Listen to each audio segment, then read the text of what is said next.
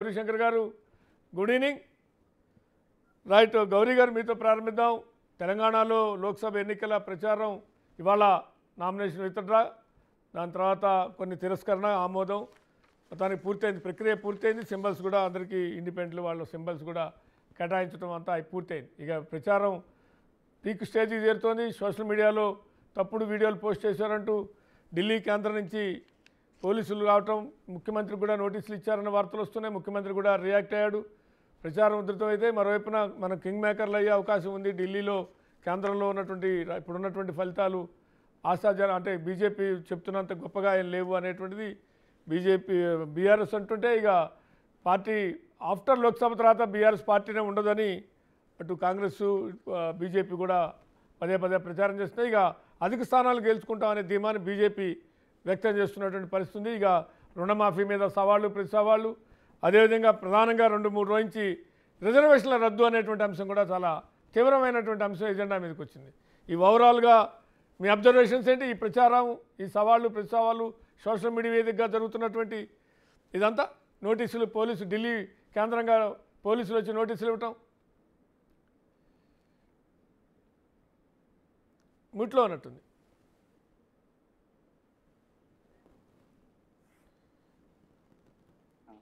Polling date దగ్గర అవుతా ఉంది, ప్రచారం కూడా పెరుగుతా ఉంది. అండ్ పర్టికులర్లీ ఆఫ్టర్ మాజీ ముఖ్యమంత్రి కేసీఆర్ గారు ఎప్పుడైతే ప్రచారంలో దూసుకొని పోతా ఉన్నాడు, ప్రచారం చేస్తా ఉన్నాడు స్ట్రాంగ్ గా, కొంచెం బీఆర్ఎస్ కూడా కదలిక వచ్చింది బాగా. అండ్ బీఆర్ఎస్ పార్టీలు కూడా వర్జనంలో డెఫినెట్ గా మనకు కొంచెం ఛాన్సెస్ ఉన్నాయి, డెఫినెట్ కొన్ని 2 సీట్స్ అయినా గెలవచ్చు, లేదంటే ఎక్కువనే గెలవచ్చు అన్నది వాళ్ళకి ప్రచారంగా మెజారిటీ సీట్స్ మేమే గెలుస్తామని చెప్పుకుంటారు. ఏ పార్టీని చెప్పుకుంటే న్యాచురల్ ఓడిపోతామని ఎవరు బాగా చెప్పారు. ఒకప్పుడు మనకు కొద్ది రోజుల కింద కాంగ్రెస్ బీజేపీ బాగా ఫైట్ ఉంటుంది అని అనుకున్నది, ఇప్పుడు బీఆర్ఎస్ కూడా కొంచెం స్ట్రాంగ్ గానే క్యాంపెయిన్ చేస్తా ఉంది. కానీ వెరీ ఇంట్రెస్టింగ్ ఎలక్షన్స్ మనకి ఈసారి అయితే డెఫినెట్ గా. ఎందుకంటే మనకి ఢిల్లీలో ఫస్ట్ ఫేజ్ ఆఫ్ పోలింగ్ తర్వాత రకరకాల రిపోర్ట్స్ వస్తున్నాయి. ఒక రిపోర్ట్ లోనేమో భారతీయ జనతా పార్టీకి బాగానే వచ్చాయి సీట్స్ వస్తాయి, పోలింగ్ శాతం బాగా పెరిగిన వాళ్ళకు అన్నారు. ఇంకో దాంట్లో ఇండియా క్లెయిమ్ ఏమంటే, కాంగ్రెస్ పార్టీ క్లెయిమ్ ఏంటంటే డెఫినెట్ గా మా కాంగ్రెస్ పార్టీకి బాగా ఓట్స్ పడ్డాయి ఈసారి, వాళ్ళ అలయన్స్ కూడా బాగా పడ్డాయి, డెఫినెట్ గా మాదే ఈసారి పై చేయి ఉంది అని వాళ్ళు చెప్తా ఉన్నారు. అల్టిమేట్లీ ఒక ఎలక్షన్స్ మాత్రం ఫుల్ పిచ్ లో ఉంది. And definitely all parties, particularly మన తెలంగాణలో చూస్తే ఒక ట్రయాంగులర్ కంటెస్ట్ మాత్రం కనపడతా ఉంది ఇప్పుడు, పర్టికులర్లీ ఆఫ్టర్ కేసీఆర్ గారు స్పీడ్ లో దిగాక.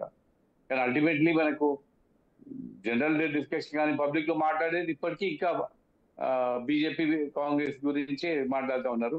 ప్రతి పార్టీ ధీమాగానే ఉంది. కాంగ్రెస్ పార్టీ కూడా 14 సీట్లు వస్తాయంటున్నారు, పిఆర్ఎస్ కూడా మేము 14 సీట్లు మాకు వస్తాయి అంటున్నారు, బీజేపీ కూడా సేమ్ అదే క్లెయిమ్ చేస్తా ఉన్నారు. చూడాలి ప్రజలు ఎటువైపు వెళ్తారు, ఎవరికి ఓటేస్తారు చూడాలి. బట్ ఒక అంశం అయితే మీరు అన్నట్టు రిజర్వేషన్ల అంశం తెర మీదకి వచ్చింది. ఎట్ ద సేమ్ నిన్న లోకల్గా రుణమాఫీ సంబంధించి 2-3 రోజులు నడిచింది. దాని తర్వాత ఇప్పుడు రిజర్వేషన్ల అంశం ఖచ్చితంగా ఆ హామీని అమలు చేసి తీరుతామంటే సాధ్యం కాదు, రాజీనామాల పర్వం, సవాళ్ళు, అమరుల స్తూపం, సవాలంటే ప్రతి సవాళ్ళు ఇసురుకున్నారు. దాని నుంచి కొద్దిగా ఇప్పుడు రిజర్వేషన్ దగ్గరికి వచ్చింది ఎపిసోడ్. రిజర్వేషన్స్ జనరల్ గా ఏ పొలిటికల్ పార్టీ కూడా ఈ మూమెంట్ లో టచ్ చేయదు. అందుకే అమిత్ షా గారి మీద ఏదైతే కామెంట్స్ వచ్చాయో అది ట్యాంపర్డ్ వీడియో కాబట్టి ఇమీడియట్ ఎన్ఐఏకి ఇచ్చినట్టు, అంటే నాకు వచ్చిన ఇన్ఫర్మేషన్ ఏంటంటే NIA is likely to take up the probe అని. ఆల్రెడీ ఓ టీం కూడా హైదరాబాద్ పంపించారు to serve the notices. Gandhi Bhavan కూడా వెళ్ళి నోటీస్ సర్వ్ చేస్తా ఉన్నారు. ఏ పొలిటికల్ పార్టీ కూడా ఇప్పుడు రిస్క్ తీసుకోవచ్చు.